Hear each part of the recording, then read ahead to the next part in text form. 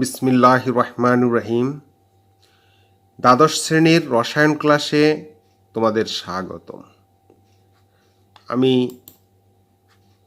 মোহাম্মদ মজনু, প্রভাষক, রসায়ন police line school and college, Rangpur. আজকে আমি তোমাদের রসায়ন প্রথম পত্রের প্রথম অধ্যায়ের কিছু জিনিস নিয়ে আলোচনা করব। আজকের পাঠ থেকে আমরা জানব নরমাল দ্রবণ ও নরমালিটি, গ্রাম আণবিক ভর ও গ্রাম তুল্য ভর, অ্যাসিড, ক্ষারক, জারক ও বিজারকের তুল্য ভর, অ্যাসিডের ক্ষারকত্ব এবং ক্ষারকের অম্লত্ব কিভাবে নির্ণয় করতে হয়, হ্যাজার্ড প্রতীক বা চিহ্ন কি, বিভিন্ন প্রকার হ্যাজার্ড প্রতীকের সাথে পরিচয় করিয়ে দেব। তবে শুরু করছি আজকের আলোচনা। নরমাল দ্রবণ। মোলার দ্রবণের ন্যায় নরমাল দ্রবণ নামে রসায়নে একটি দ্রবণ ব্যবহৃত হয়ে থাকে। নির্দিষ্ট তাপমাত্রায় 1 লিটার দ্রবণে 1 গ্রাম তুল্য ভর দ্রবীভূত থাকলে তাকে নরমাল দ্রবণ বলে। একে 1N দ্বারা প্রকাশ করা হয়।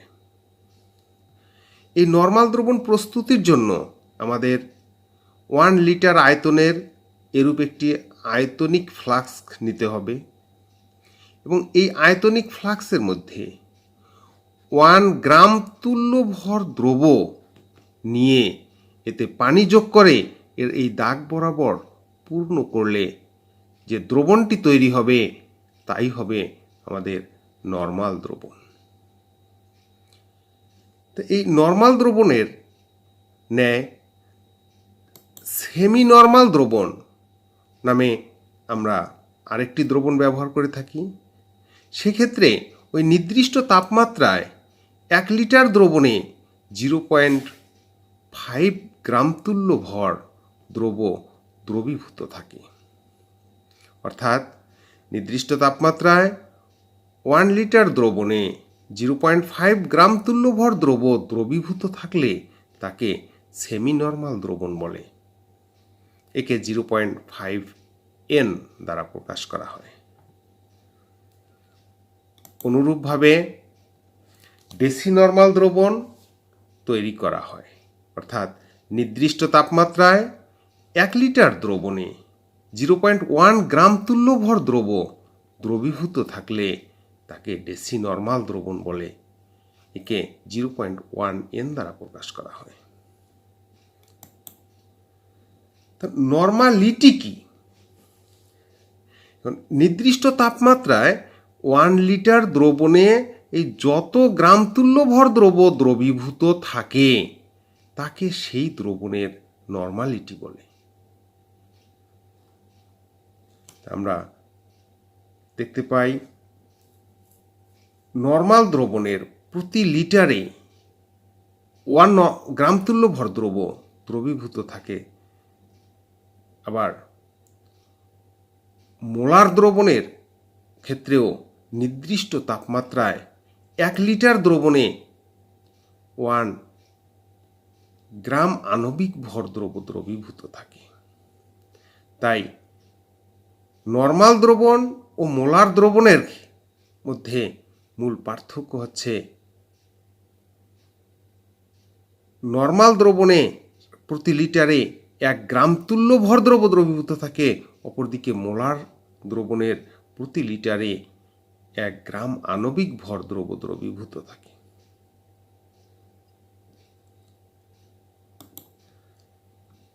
তাহলে গ্রাম আণবিক ভর ও গ্রাম তুল্য ভর সম্পর্কে আমাদের একটু জানতে হবে।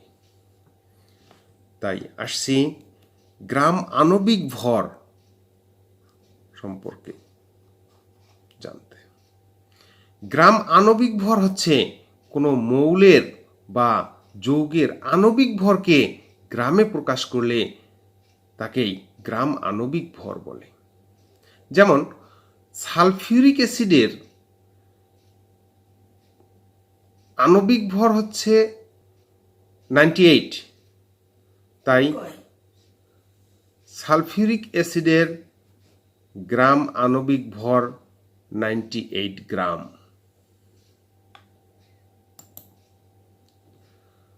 অপরদিকে অ্যাসিডের গ্রাম তুল্য ভর আমরা কিভাবে হিসাব করব? কোনো অ্যাসিডের গ্রাম আণবিক ভরকে তার ক্ষারকত্ব দ্বারা ভাগ করলে যে ভর পাওয়া যায় তাকে ওই অ্যাসিডের গ্রাম তুল্য ভর বলে। যেমন সালফিউরিক অ্যাসিডের গ্রাম আণবিক ভর হচ্ছে 98 গ্রাম, তাই সালফিউরিক অ্যাসিডের গ্রাম তুল্য ভর হবে 98/2 ইকুয়াল 94 গ্রাম।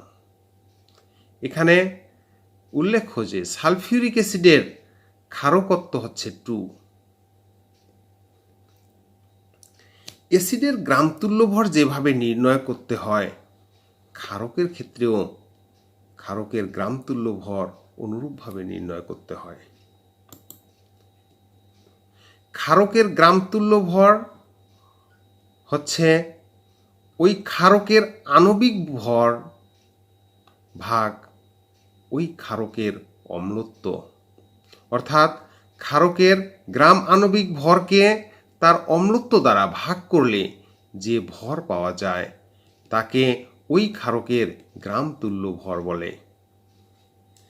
যেমন সোডিয়াম হাইড্রোক্সাইডের গ্রাম আণবিক ভর 40 গ্রাম এবং এর অম্লত্ব 1, তাই সোডিয়াম হাইড্রোক্সাইডের গ্রাম তুল্য ভর 40/1 ইকুয়াল 40 গ্রাম। অনুরূপভাবে জারকের গ্রাম তুল্য ভর ও বিজারকের গ্রাম তুল্য ভরও জানা যায়।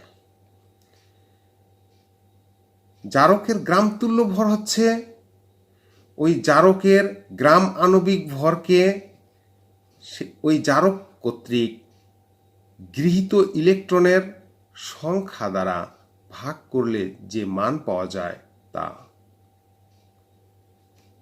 যেমন পটাশিয়াম ডাইক্রোমেট একটি জারক,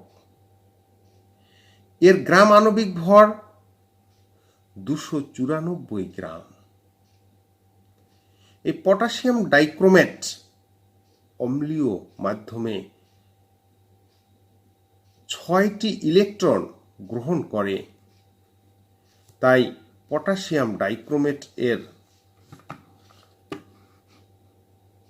গ্রাম তুল্য ভর হবে 294/6 সমান 49 গ্রাম।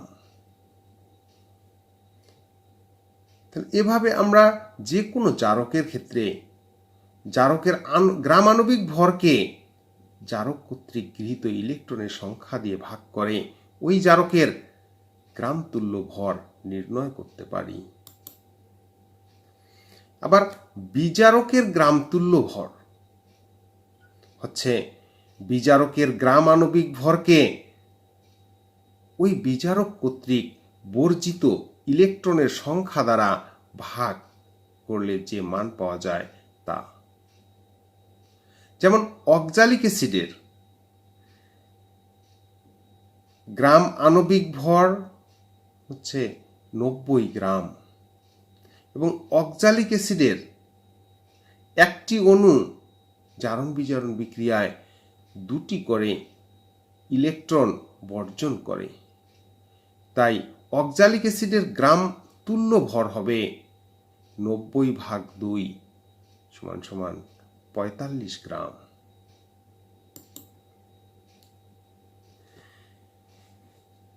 এবার দেখি অ্যাসিডের ক্ষারকত্বটি কি।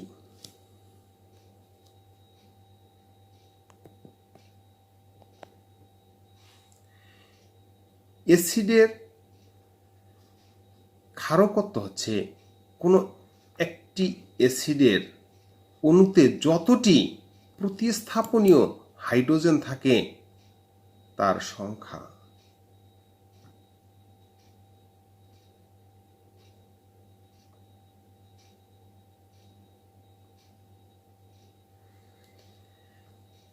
দেখছি অ্যাসিডের ক্ষারকত্ব কি। কোনো অ্যাসিডের একটি অণুতে যতটি প্রতিস্থাপনীয় হাইড্রোজেন থাকে তাকে ওই অ্যাসিডের ক্ষারকত্ব বলে। অন্যভাবে বলা যায় যে কোনো অ্যাসিডের একটি অণু যতটি এক অম্লীয় ক্ষারকের অণুকে প্রশমিত করে তাকে ওই অ্যাসিডের ক্ষারকত্ব বলে। যেমন হাইড্রোক্লোরিক অ্যাসিডের ক্ষারকত্ব 1, কারণ এর একটি অণুতে একটি প্রতিস্থাপনীয় হাইড্রোজেন থাকে, অথবা এর একটি অণু এক অম্লীয় ক্ষার সোডিয়াম হাইড্রোক্সাইডের একটি অণুকে প্রশমিত করে।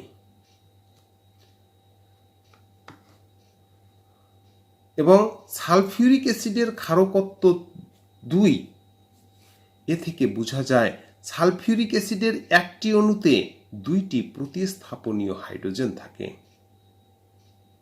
এবং সালফিউরিক অ্যাসিডের একটি অণু এক অম্লীয় ক্ষার সোডিয়াম হাইড্রোক্সাইডের 2টি অণুকে প্রশমিত করে। তাহলে অ্যাসিডের ক্ষারকত্ব দ্বারা বোঝা যায় সেই অ্যাসিডের একটি অণু কতটি এক অম্লীয় ক্ষারের অণুকে প্রশমিত করে সেই সংখ্যা। অনুরূপভাবে ক্ষারকের অম্লত্ব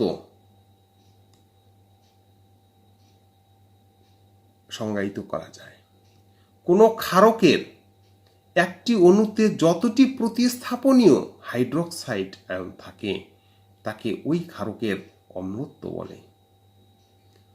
অন্যভাবে বলা যায় কোনো ক্ষারকের একটি অণু যতটি এক ক্ষারীয় অম্লের অণুকে প্রশমিত করে তাকে ওই ক্ষারকের অম্লত্ব বলে।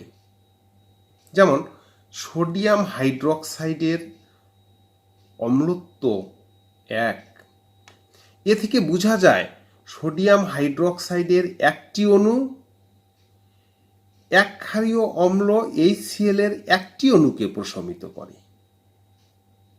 এবং ক্যালসিয়াম অক্সাইডের অম্লত্ব 2, এ থেকে বোঝা যায় ক্যালসিয়াম অক্সাইডের একটি অণু এক ক্ষারীয় অ্যাসিড বা অম্ল HCl এর 2টি অণুকে প্রশমিত করে। এভাবে আমরা বিভিন্ন ক্ষারকের অম্লত্ব নির্ণয় করতে পারি। সাধারণত ধাতুর অক্সাইডের ক্ষেত্রে তার অম্লত্ব ধাতুর পরমাণুর সংখ্যা ও ওই অক্সাইডে ধাতুর সক্রিয় যোজনীর সংখ্যার গুণফল থেকেও বের করা যায়। হ্যাজার্ড প্রতীক বা চিহ্ন অর্থাৎ হ্যাজার্ড সিম্বল কি?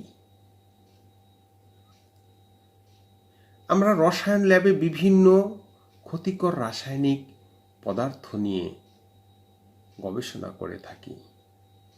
এই সব পদার্থ বিভিন্ন ধরনের দুর্ঘটনা ঘটিয়ে থাকে। এসব পদার্থ শরীরের জন্য খুবই হুমকি স্বরূপ।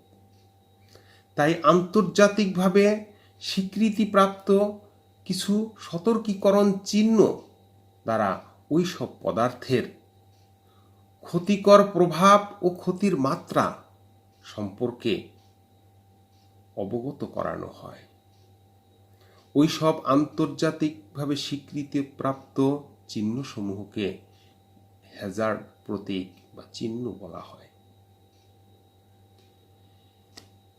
এরূপ কিছু হ্যাজার্ড প্রতীক আমরা এখানে দেখতে পাচ্ছি। পরিবেশ দূষক, এই চিহ্নটি হচ্ছে অত্যন্ত বিষাক্ত সংকুচিত গ্যাস, যা বিস্ফোরণ ঘটাতে পারে। এটি ক্ষয়কারক পদার্থ। বিস্ফোরক পদার্থের ক্ষেত্রে এরূপ চিহ্ন ব্যবহৃত হয়, দাহ্য পদার্থের ক্ষেত্রে এরূপ হ্যাজার্ড প্রতীক ব্যবহৃত হয়, বিষাক্ত পদার্থের ক্ষেত্রে এরূপ হ্যাজার্ড প্রতীক ব্যবহৃত হয়, জারক পদার্থের ক্ষেত্রে আমরা এরূপ চিহ্ন ব্যবহার করে থাকি। স্বাস্থ্য ঝুঁকির সংকেত এরূপ। তেজস্ক্রিয় রশ্মি ক্ষেত্রে আমরা এরূপ হ্যাজার্ড চিহ্ন ব্যবহার করি। ক্ষতিকারক হলে এরূপ হ্যাজার্ড প্রতীক ব্যবহার করি। এবং উত্তেজকের ক্ষেত্রেও অনেকটা সেম, তবে আই লেখা থাকবে এরূপ হ্যাজার্ড প্রতীক ব্যবহৃত হয়ে থাকে। আজকের এই আলোচনার উপর ভিত্তি করে আমি তোমাদের 2টি বাড়ির কাজ দিয়ে দিচ্ছি। তোমরা মনোযোগের সাথে এই বাড়ির কাজ 2টি সমাধান করবে, এবং এই সমাধান করতে কোনো সমস্যা হলে কমেন্ট বক্সে আমাকে জানিয়ে দিবে, আমি তোমাদের উত্তর দিয়ে দেব। আজ আর নয়, ভালো থাকো, সুস্থ থাকো, এই কামনায়। আল্লাহ হাফেজ।